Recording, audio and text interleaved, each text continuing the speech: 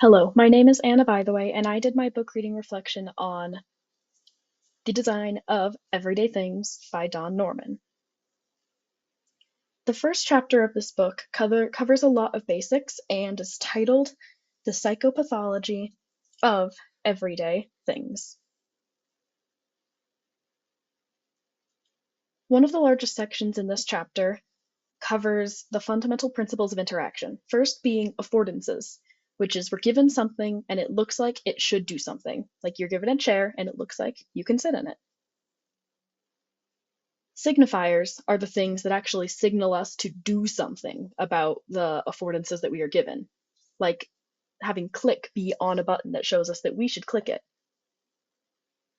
Next, we've got constraints. Constraints are anything that can stand in the way of doing what we want to do, and these constraints can help us stay more user-friendly and can also be where creativity thrives. Next, we have mapping. Mapping is where you have things that go from one to the next that clearly show a user the path that they need to go on to get where they're intended to be. After that, we have feedback, and feedback is simply giving the user some signal that their action did something, whether that is showing that their action was successful or whether there was a problem with an action that they took. This chapter also covers conceptual models, which are the ideas that we have about how any given thing should work. Like here, we have a teapot with the spout and handle on different sides versus a teapot with the spout and handle on the same side, which is breaking the conceptual model of how we think teapots should work. In chapter 2, we have psychology of everyday actions. It starts us off with thinking about usability, and if you have something that is frustrating a user, that they're probably not going to come back to it and that it's going to harm the user if they can't figure out how to use something. Next, it talks about two gulfs. First, the gulf of execution.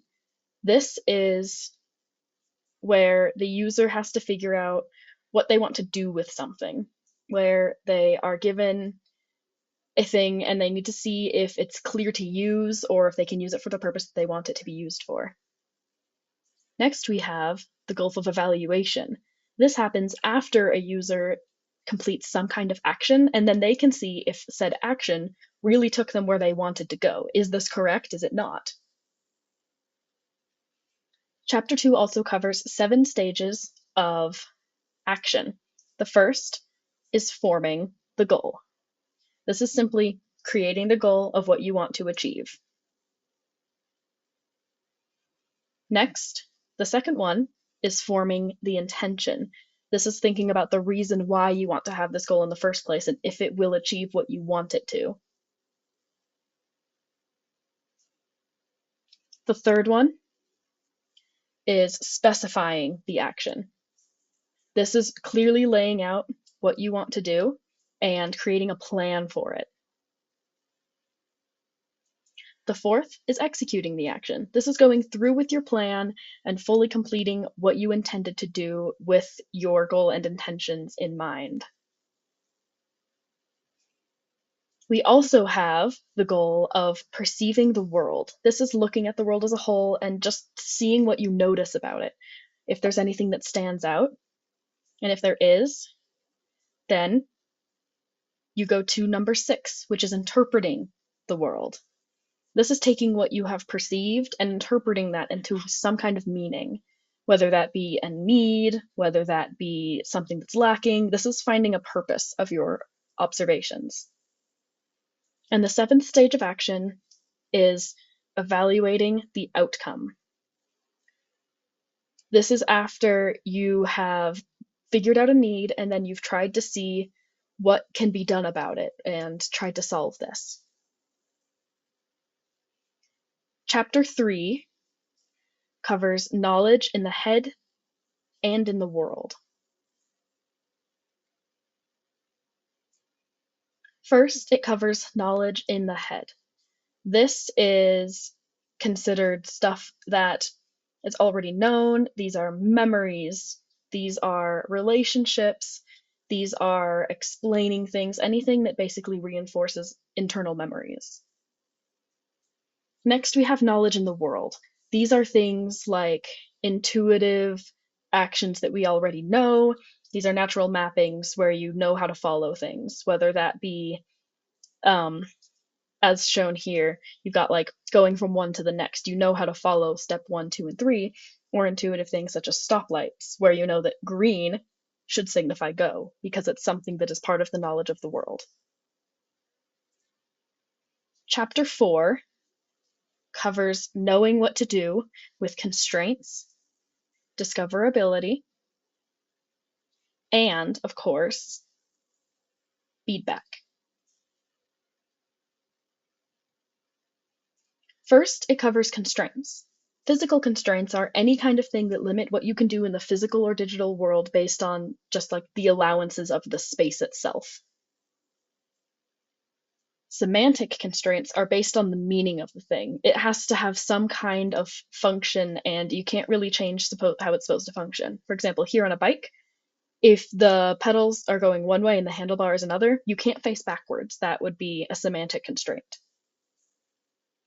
You also have cultural constraints. These are things that are based on how we function as a society, including here that in English we read from the top left to the bottom right, going from left to right. That would be a cultural constraint. Another one is a logical constraint. These are just the logical things that make sense, where if you have ordered tiles, you know that this third one would go between 2 and 4 because it logically would go there. Chapter 4 also covers discoverability, which is where the user has to figure out what they're trying to find. So basically, having less options and making it very clear can be part of discoverability for a user's journey. Chapter 4 also covers feedback, which is incredibly important in any kind of design. This involves getting any kind of feedback if they submit something, and if it's correct, they can know that they did something right, and if there's something wrong, then they get the feedback to try again. Undoing is incredibly important in feedback. Chapter 5 covers human error versus bad design, where it's actually just bad design if human error is occurring. First, it covers different types of slips, and these slips range from many different things, this first being capture errors. Capture errors are when you have two different things that a user can do, but something distracts them and they end up choosing the wrong option. Another type of slip is a description error.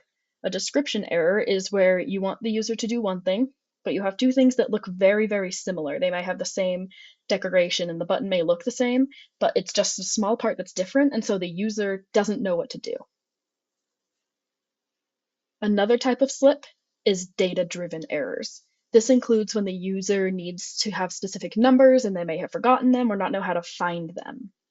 This is usually the user's fault, unlike most of these other design flaws. Another kind of slip is associative activation errors.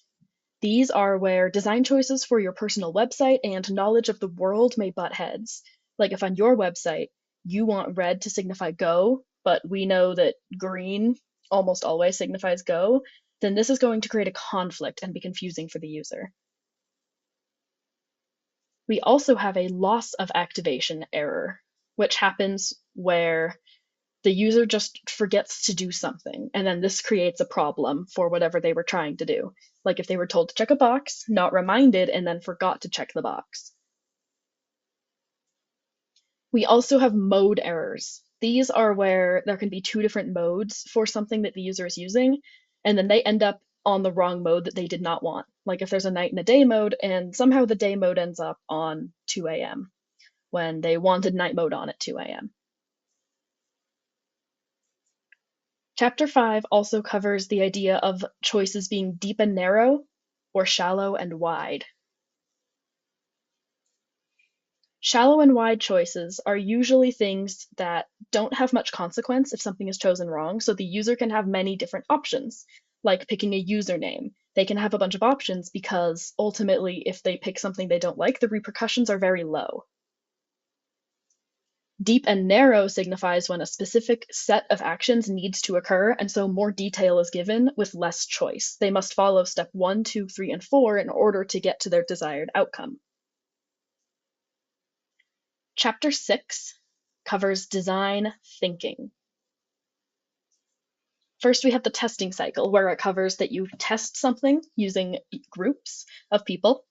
You find a problem, you modify it, and then you test again. And this is a continual cycle, and the book covers how evolving design always is. And this everything is constantly going through this testing cycle process. Chapter 6 also discusses the war, which is the war between usability and aesthetics. This also encompasses deadly temptations, where usability, we want to have a lot of different features for our product, so we add in many different things the user can do. But if you add in too many, it can get more confusing and less usable. Along with aesthetics, we also have worshipping false images. And these are if aesthetics are valued too far above the usability, that the pretty stuff ends up getting in the way of what the user's supposed to do, and it falls behind. Chapter 6 also covers how design always starts with people. You talk to the people, you see what they need, and then you figure out a solution, and that design should be very human-based. Chapter 7 is pretty brief and covers the design in the world of business. Chapter 7 talks about what design should do. It goes over these concepts that were talked about before, where design should be helpful, design shouldn't be complicated, and design should overall be simplified enough to let users always know what they are doing intuitively. Good design isn't noticed. Bad design is. In summary, how does this apply to other future projects? Well, the concepts in this book apply to a number of different things and can be used just forever. This book may not have been released super recently, but the design concepts in it are usable for a long time and have continued to be pertinent for many years. So, in summary, whether you're designing a physical product or a digital product, you have to start with the user. You have to go from them, you have to look at the world, you have to see what problems are, you have to narrow down those problems, and you have to solve it. Then you go to the testing cycle, you get user feedback, you modify, you test again, and all of this encompasses feedback. And with all of the design principles together, you can design anything. The end.